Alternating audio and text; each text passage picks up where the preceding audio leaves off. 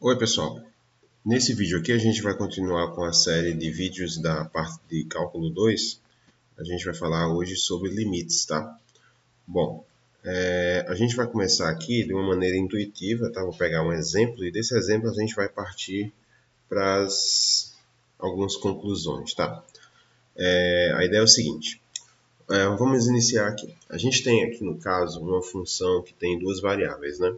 A gente tem limite aqui de x ao quadrado menos y ao quadrado dividido por x ao quadrado mais y ao quadrado, onde o x e y, né, tendem a 0 e 0. Isso é um exemplo, né, de limites com duas variáveis.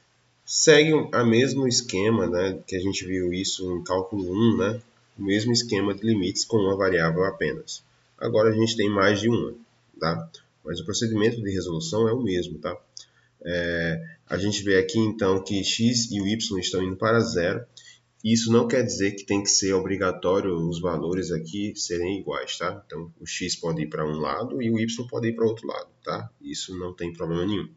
Então, o que a gente vai fazer aqui? Bom, a gente vai olhar aqui para os valores de x e y, né? Se aproximando do zero, né? Para ver o que está acontecendo aqui. Então, lembrando, né, do limite, né? A gente tem x ao quadrado menos y ao quadrado sobre x ao quadrado mais y ao quadrado. Então, o que eu estou fazendo aqui? Eu estou apenas substituindo valores, tá?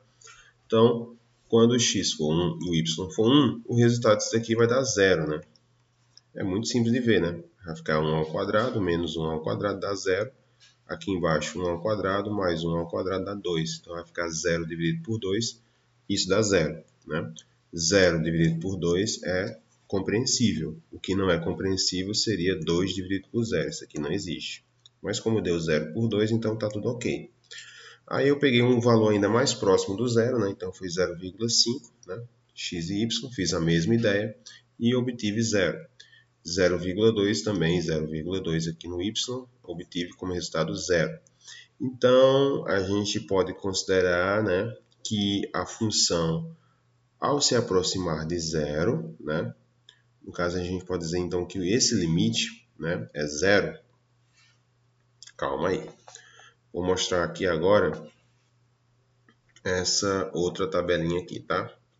Nessa tabelinha aqui a gente tem a mesma situação, só que agora eu estou pegando valores, né, maiores do que zero, mas próximos a ele, né? Então aqui eu considerei x igual a zero. No caso aqui eu deixei o x fixo, né? E mexi apenas no y. Isso pode acontecer? Pode também. Então aqui eu mexi apenas no y. Então eu considerei com y igual a 1, x igual a 0. Substituí na mesma expressão, eu obtive como resultado menos 1. X igual a 0 e y igual a 0,5, eu obtive também como resultado menos 1. X igual a 0, y igual a 0,2, eu obtive como resultado menos 1. Então, a gente pode levar em consideração que, à medida que o x está se aproximando, né, o x e o y estão se aproximando de zero. No caso, o x está totalmente zero, né, mas o y se aproximando de zero, a gente pode dizer que o limite aqui daria zero. Aliás, perdão, o limite aqui daria menos 1. Aí a gente tem um problema, né? Porque isso não pode acontecer. O limite ele tem que ser único, né? Então a gente tem um problema aqui. Isso mostra, né? Por um lado, a gente está vendo aqui que ele está se aproximando de zero, né? Tende a zero. E por esse outro lado aqui, a gente está mostrando que a função ela está se aproximando de menos 1, está tendendo a menos 1. E isso não existe. Então a gente vai mostrar isso não nesse vídeo aqui de hoje, tá? No vídeo seguinte, o cálculo, né, para se provar que de fato esse limite aqui não vai existir, né? Então o limite aqui de x ao quadrado menos y ao quadrado sobre x ao quadrado mais y ao quadrado, quando x e y tendem a 0 e 0, esse limite aqui não existe, porque ele está dando dois valores diferentes, partindo de pontos, né, de olhares diferentes. Eu estou pegando o x e y pela esquerda, x e y pela direita, e eles não estão batendo, né? Nem pelo lado, nem pelo outro. Então aqui de fato o limite não existe. Essa forma de resolver, galera, não seria a forma correta, né? Porque aqui eu estou pegando valores, né? Eu estou atribuindo, estou dando exemplos, né? Não seria a forma de cálculo puro, né? Para a gente poder dizer que esse limite não existe. A gente vai ver isso no vídeo seguinte, tá? Aqui é só um preâmbulo. Então, qual seria a ideia de limite, né, com duas variáveis? Então, a gente tem aqui, no caso, né? A gente pega, no caso, uma circunferência, né? De raio delta, né? Vou colocar aqui raio delta, beleza? E com pontos A e B, né? Dentro aqui desse disco, tá? Dessa circunferência. E aí o que a gente faz? A gente pega simplesmente essa circunferência aqui, né? E reflete aqui na nossa curva, tá? Na nossa curva, no nosso plano, no gráfico da função aqui, onde, né? Isso vai resultar no limite L, que vai ficar entre L mais epsilon e L menos epsilon. Traduzindo aqui, então, qual seria o lance aqui? Então, o lance, né, é à medida que eu pego, né, valores epsilon menores, né, cada vez que eu pego valores epsilon menores aqui, beleza? Será que a gente vai ter um delta também menor, né? De tal forma que todos os pontos da circunferência aqui estejam nessa circunferência no gráfico? Esse é o grande lance, tá? Então, esse gráfico aqui ele mostra o quê? A gente quer mostrar que, dado um epsilon, né, todos os pontos, né, dentro desse disco aqui, beleza? O resultado da função, né, ele automaticamente vai ter que estar no meio aqui, né, entre L mais epsilon e L menos epsilon, beleza? É o mesmo conceito, galera, que a gente usou lá em cálculo 1, né? O que a gente usou em cálculo 1? Só relembrar que a gente tem um plano cartesiano, tá? E aí eu colocava aqui um valor, né? No caso aqui, um delta, tá? Entre A e B, entre A e B. Aí eu pegava valores aqui e aqui. E à medida que eu vou me aproximando desse valor aqui, né?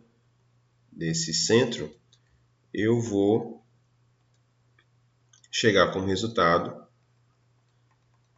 um valor aqui no y, né? E esse valor aqui seria o meu L, seria o limite. É a mesma coisa aqui, né? Só que agora eu estou preenchendo com duas variáveis automaticamente. Então, de novo, né? De novo, a gente quer mostrar que a partir de um epsilon, certo? Vai ter um delta aqui, dentro desse disco, né? De tal forma que todos os pontos que estão aqui dentro, vai ter como resultado, né, um valor que vai estar aqui no meio, né? E cada vez, e aí dependendo do epsilon que eu pegue, né, e do delta também, esse valor vai se aproximar aqui do centro, né, que é o L, é o limite, beleza? É o mesmo conceito de cálculo 1.